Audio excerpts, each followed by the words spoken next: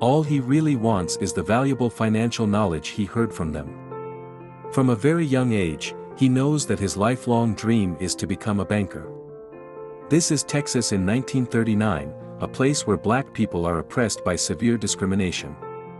His father tells him sadly that his dream is impossible, but Bernard's eyes show determination against all odds. 15 years later, the grown-up boy moves to Los Angeles with his wife, Eunice, and children. The racial discrimination here is not as serious as in his home, so he decides to start his business here. The family of 3 has to live in a dilapidated utility room of one of his relatives. Still, Bernard promises his wife that they will move out soon. He starts as a real estate agent and searches for houses for sale everywhere in the city. Through keen observation, he finds that the black community in Los Angeles is overcrowded, while the white community still has many empty houses. Black people have rental needs and financial strength, but there is no market. This is a great business opportunity for real estate speculation and renting. He sees a white-owned apartment with weeds on the front door, obviously not in very good condition. Still, only he sees the advantage of the house's location, which is adjacent to the black area. He goes to the owner and says that you only rented out half of the apartment, so why don't you sell it to me? I'll give you $30,000 now, and I'll give you another $5,000 when I rent out all the rooms. Although the owner admires his idea, he doesn't want to do risky business. Bernard expresses his understanding. Before leaving, he suddenly glances at the owner's calendar, which shows that it is given by a local bank manager. So an idea comes to his mind. He says goodbye to the owner and goes to the bank directly, where he finds the manager who sent the calendar. The manager's secretary, who discriminates against black people, refuses to introduce him to the manager. He waits for a few hours at the bank door, and when the manager comes out, he stops him immediately.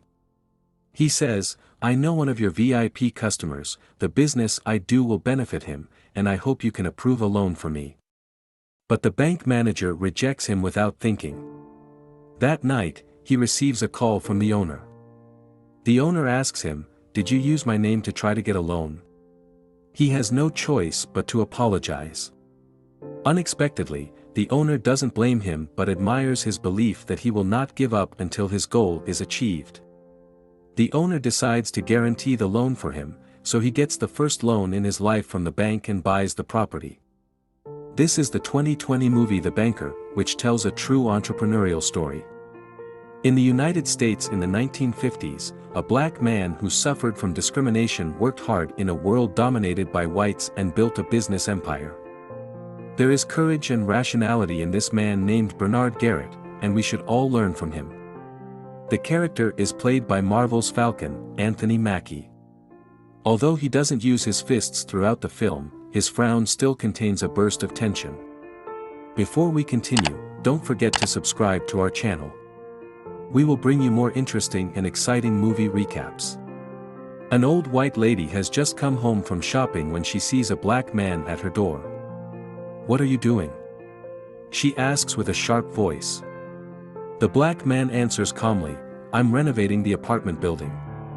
The old lady speaks with a mean face, "Workers like you should be careful." Bernard responds, "Don't worry, this is my building, and I will definitely take good care of it." Speechless, the old lady goes home angrily, and the police come soon after. They tell Bernard that an old lady called the police and then ask him if he pretended to be the owner and contradicted her. Unexpectedly, Bernard takes out a copy of the real estate certificate. It turns out that he has foreseen trouble, so he is prepared in advance. The police realize that the house really belongs to him, so they leave in a huff. That night, Bernard returns to the apartment building. The old lady at the door sees him and immediately tells him to get out because it is not the time for renovation. Bernard still replies calmly, "I am not a renovation worker now, I am the owner." The old lady is dumbfounded, and a few days later, she moves out angrily because she doesn't want to live in the same building with black people. As soon as the old lady leaves, Bernard rents out her house to a black lady. Sure enough, the black tenant market is huge, as he has foreseen. The building is quickly filled, and Bernard gives the negotiated follow-up payment to the former owner. The former owner admires Bernard very much and offers to start a business with him. Bernard chooses the house and calculates the income, and the old owner negotiates the transaction and signs the contract. With him in front, white people won't know that they are doing business with black people, and they will split the revenue. Bernard readily agrees. The cooperation between the two goes very smoothly, and they make a lot of money immediately. Bernard also moves from an apartment block to a mansion shortly after, providing a happy life for his beloved family. This is his wisdom: when someone discriminates against him, he will not punch back, because then he will fall into other people's game rules.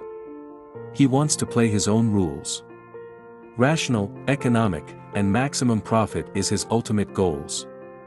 However, life does not always go smoothly, and challenges can arise at any moment. The former owner who works with Bernard is old and frail and dies suddenly a few years later. His equity in the company is inherited by his wife. This woman severely discriminates against black people and doesn't want to cooperate with Bernard. She contemptuously offers to buy Bernard's shares at a very low price, and if he disagrees, she will sue him. In that era, when whites and blacks litigate, who do you think the judge would favor? Bernard is not willing to be treated so unfairly, so he decides to go to court. But he had to find someone to testify to prove his cooperative relationship with the old owner. He thinks of the bank manager, but the manager has already cooperated with the widow and avoids Bernard again. Extremely disappointed, Bernard stands in the bank and looks around. The neat and tidy bank building shows systematically discriminatory fangs everywhere. Just because of the color of his skin, he is often scorned when he walks into the bank. Thinking of this, a bold plan gradually rises up in Bernard's mind. There are 4 banks in one building, and each of them has closed doors for this black man. At this moment, Bernard's mind generated a genius idea: I will buy this building and see who of you dares to discriminate against me again. So Bernard finds Joe, another black real estate developer in Los Angeles, and tells him his plans. At first, Joe thinks he is out of his mind because the land price of the building is extremely high, and never has a black person ever bought land in LA downtown. But after discussing it for a while, Joe discovers that Bernard is not a delusional man but a thoughtful rationalist. Why does he want to buy this building? Because as long as he owns the building, the bank inside will serve him. They dare not refuse to give him a loan. They will also disclose the real estate trend to him so that his real estate business will be smoother. Joe is shocked by his idea, but after thinking about it, he believes it will work. Although he is extremely wealthy, he is also subject to white people everywhere.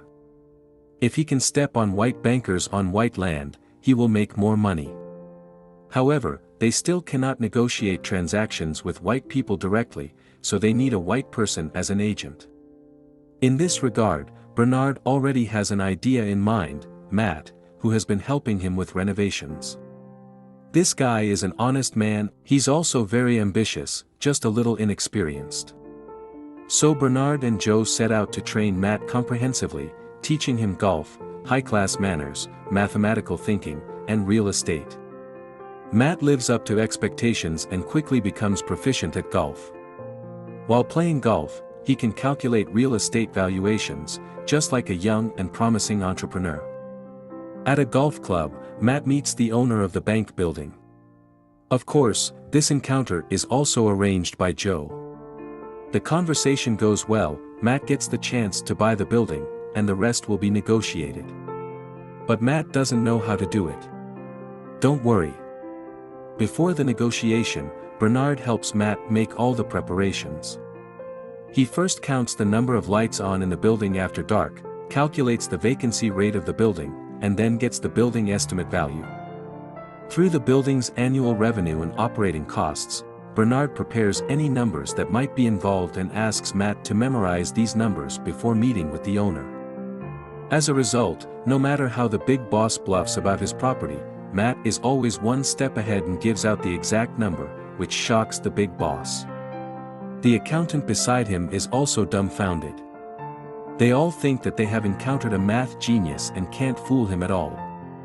In the end, Bernard gets the building that is initially priced at more than $2.4 million for just $1.56 million. From then on, whenever Bernard goes in or out of the building, the president of every bank will come to shake his hand. The little manager who made things difficult for him in the past is shocked. With the support of the banking industry, Bernard and Joe's real estate careers expand rapidly. They break the strict zoning of Los Angeles's black and white segregation single-handedly. Many young and promising blacks move into white neighborhoods. Soon after, they even get received by the vice president. Several years later, in 1963, Bernard takes his family back to Texas to visit his father, Britton. After their dinner, Britton tells Bernard that he's proud of his accomplishments.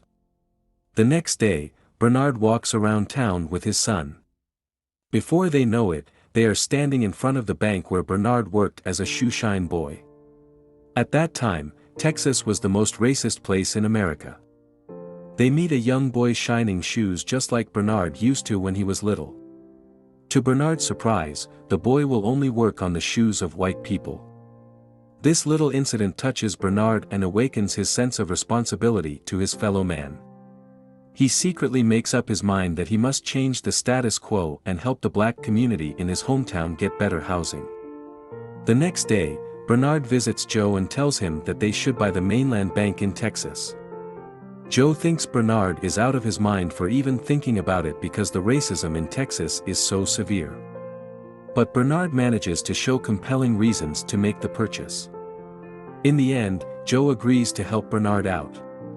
They recruit Matt again and use him to be their frontman once more. They meet with the bank owner, Robert Florence Sr. and Jr., to discuss the numbers of the deal. Despite Florence Jr.'s suspicions, Sr. sells the bank to Matt and his partners. With the Mainland Bank acquired, Bernard gets to work and starts helping the African Americans in town get approved for loans.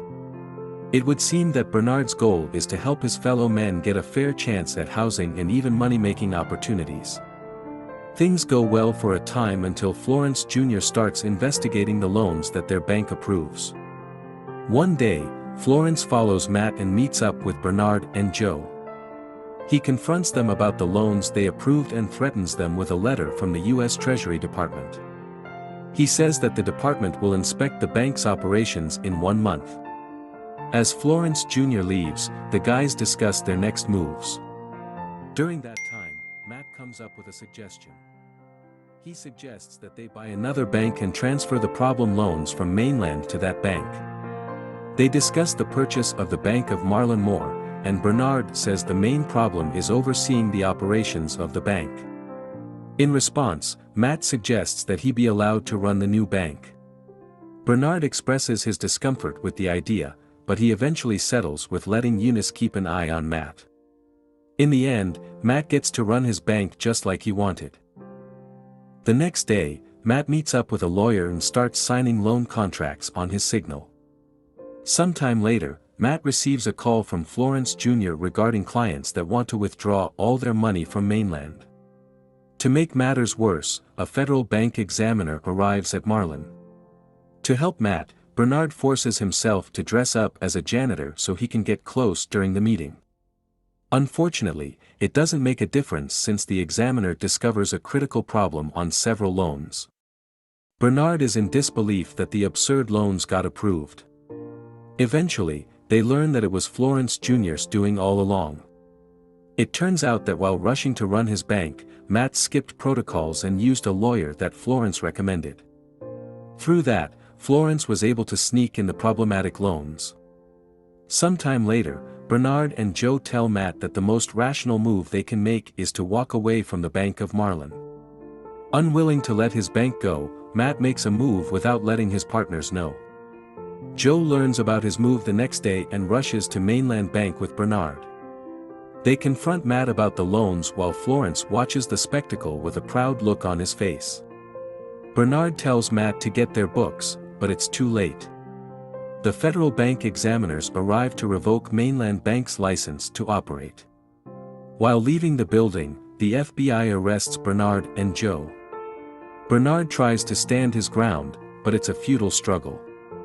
Sometime later, Bernard and Joe meet up with their lawyer. They learn that their case got dragged along with some racial politics in the country.